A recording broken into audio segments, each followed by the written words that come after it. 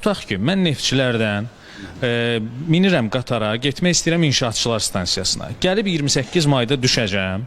Oradan həmin o ekspres avtobuslar ki, açılıbdır artıq və o avtobuslarla mən gələcəm Nizami metrosuna, oradan metroya minəcəm, gedəcəm inşaatçılara. Mən burada 1 manat 20 qəpik əlavə pul xərcləmiş olacam.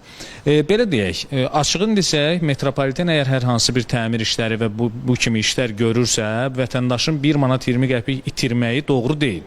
Və bunun itirilməməsi üçün hansısa işlər görülürmü, görüləcəkmi və yaxud bu elə və ən vacibi, bu qayda metropoliten tərəfindən mi qoyuldu ki, bu avtobuslar ödənişli olsun, yoxsa AYNA, Yerüstü Nəqliyyat Agentliyi? O qeyd etdiyiniz 1 manat 20 qəpiyi itirməməsi üçün sərnişinin, deyək ki, şərti olaraq Əhmədli və yaxud da Koroğlu stansiyası istiqamətində olan ərazidən inşaatçılar qeyd etdiyiniz 20 yanvar Elmlər Akademiyası Nizami istiqamətində metrodan istifadə etmədən, yəni həmin vəsaiti ora xərcləməklə hərəkət etməsini təmin etmək üçün hazırlanıb. Amma bundan sonraki dövrdə təbii ki, monitorinqlərimiz davamlı aparılacaq. Bir məsələ var da, biz sərnişinə deyə bilərikmi ki, misal üçün Neftçilərdən gedirsənsə inşaatçılara, metroya minmə, əlavə pul xərcləmə, avtobusla get birbaşa. Yox, deyə bilmərik. Vətəndaşın fərdi seçimidir, şəxsi seçimidir. O gələ bilər metro ilə. Burada məsələ nədir? Dövlət tərəfindən bu tənzimlənməlidir əslində. Yəni, ödənişlər metropoliten tərəfindən AYNA-ya mı, digər həmin o daşıyıcının, ekspres avtobusların şirkətinə mi ödənməlidir metropoliten tərəfindən ki, bu vətəndaşların həmin o problemi həll olunsun, aradan qaldırılsın. Yəni, mən konkret sualım budur. Həmin vətəndaşlar ki, 1 manat 20 qəpik əlavə xərcə düşəcəklər.